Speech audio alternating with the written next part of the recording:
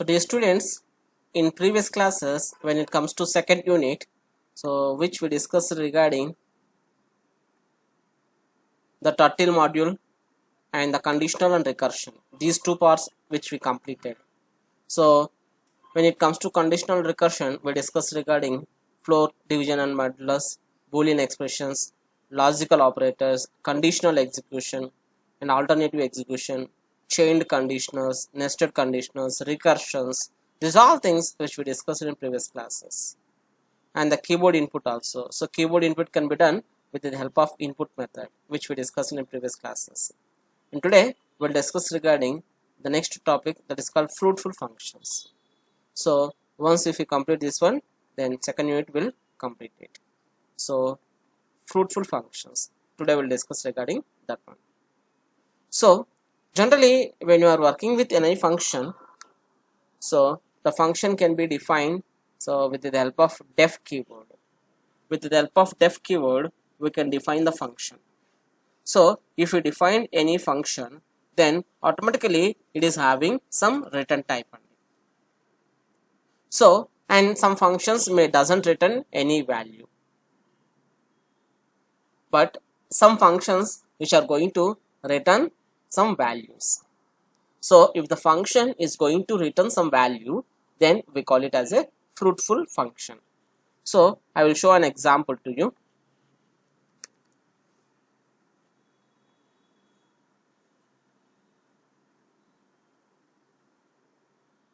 So for example, I'm going to write a small function, file, new file.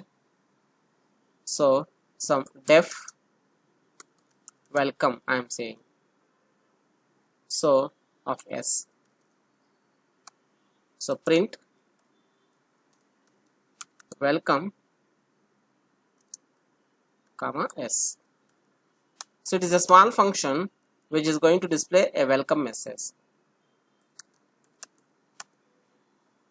So when I execute this one, run shell, I got this one. When I said welcome of Mahesh, I will get the message welcome Mahesh. Here the function is not returning any value to the caller. Just I am going to define the function. When we call this function, it is displaying just value. So this type of functions we call it as a void functions. And some functions are there which return some value to the caller. That type of function we call it as a fruitful function. For example, I am going to define some function called addition of a comma b. Simply what I am saying is return a plus b. Return a plus b. Simply I am calling this one, just I am running. So when I call addition of some 4 comma 8, it is going to return some value that is called 12. If I call addition of some 12 comma 7, it is returning 19. Means here the function is returning some value to the caller. So means which contains a return statement. So this type of function we call it as a fruitful function. So in this class we are going to discuss regarding these things. So here the thing is, first we discuss regarding return values. So return values is nothing but when you are calling the function, so it generates some return value. So in this example, so we used the function called addition. So this addition is going to return some value like a plus b. It is going to return a plus b. So when you are returning some value from a function, then you're supposed to use return statement. So for example, when I saw this function, some e equal to math.exp of 1.0. Here exp is a method, a function which is returning exponential value of 1. So some height equal to radius into math.sine of radians. Here the sine is a function which is returning sine value. So means these functions are having return.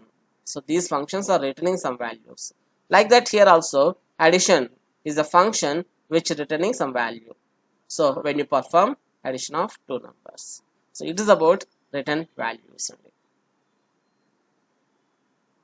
So for example, here I am going to return some function called area. Here I am giving the function called area by passing radius. So radius is a parameter. So here the function is going to execute some a equal to math.pi into radius double star 2 means pi r square, pi into radius square. So square is having with double star in Python. Then return area. So whatever the area we calculated, we are going to return it. So this is, we call it as a fruitful function, and the function which is having return value. Similarly, I am going to define another function to find area of,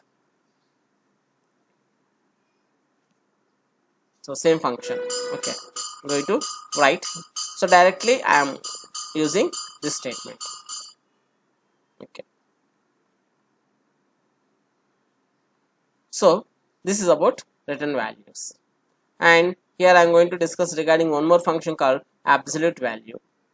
So this is a function so which is going to return the value either positive or negative. It will show a positive only. So and it may having two return statements. It may having two return statements.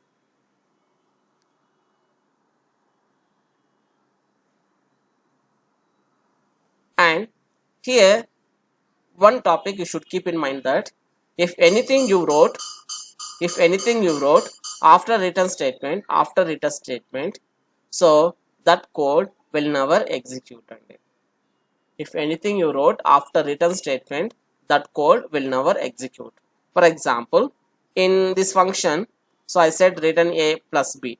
Then what I am saying is, so print, so program execution completed. I am saying program execution completed. So when I run this program, so when I am calling addition of some 12, 5, I am getting 17. I am getting 17. So when I call addition of 12, 5, I am getting 17.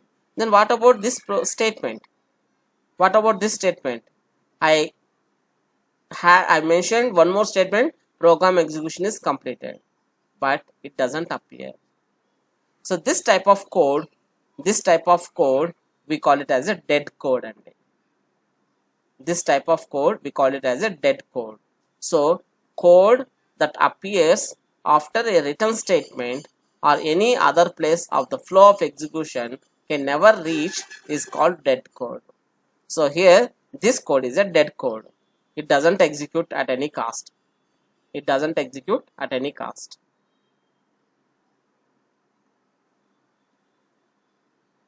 Okay. So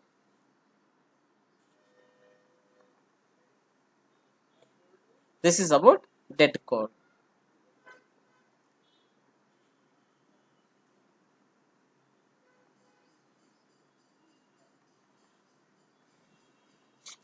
And next we'll discuss regarding incremental development. Incremental development is nothing but if you are going to implement a application, so then we don't have any idea how we are going to implement that one. Means a little bit process I know. So in future I supposed to continue the process. In that situation we go with incremental development. Means whatever I know up to now I can implement that, and in future I can implement more. Means step by step process which I am going to take. That we call it as a incremental development. So this can be done if you are having very large functions. Okay. So here I am taking one example for incremental development. So that I supposed to find the distance between 2 points. My example is to find out distance between 2 points, that is x1 y1 is 1 point and x2 y2 is 1 point. Here I supposed to find the difference. So by the Pythagorean theorem, the distance can be calculated using this function. So square root of x2 minus x1 whole square plus y2 minus y1 whole square. So here the first step is you're supposed to find the distance of the function. So we supposed to find, first you write the function with name it as a distance only. That I am starting. So def distance of x1 y1 x2 y2 written 0.0 means initially I started to write a function. I don't know the logic inner, but I supposed to start the function. That is the first step. Then I can calculate x2 minus x1 whole square and y2 minus y1 whole square. And then after I can perform addition. Then after I can perform square root. So now I started to write the function.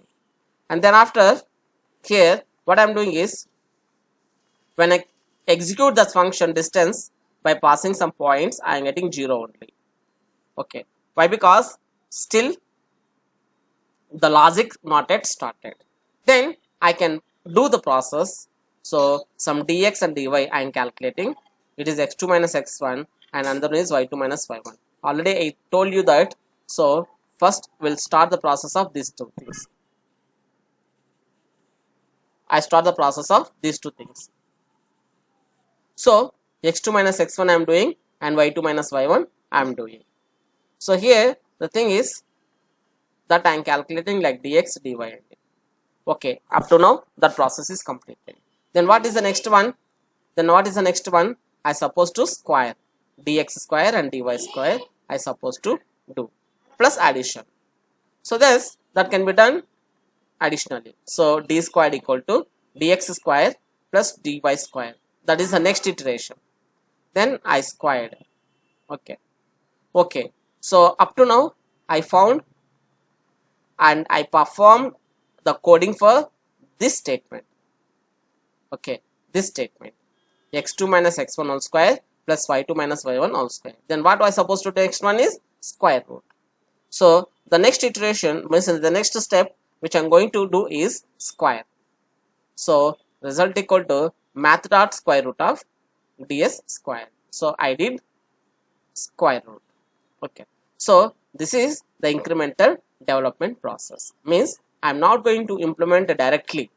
So when you are working with big applications, you are supposed to work like step-by-step process. Okay. So this is about incremental development. Okay. So today we'll wind up the session and tomorrow we'll continue.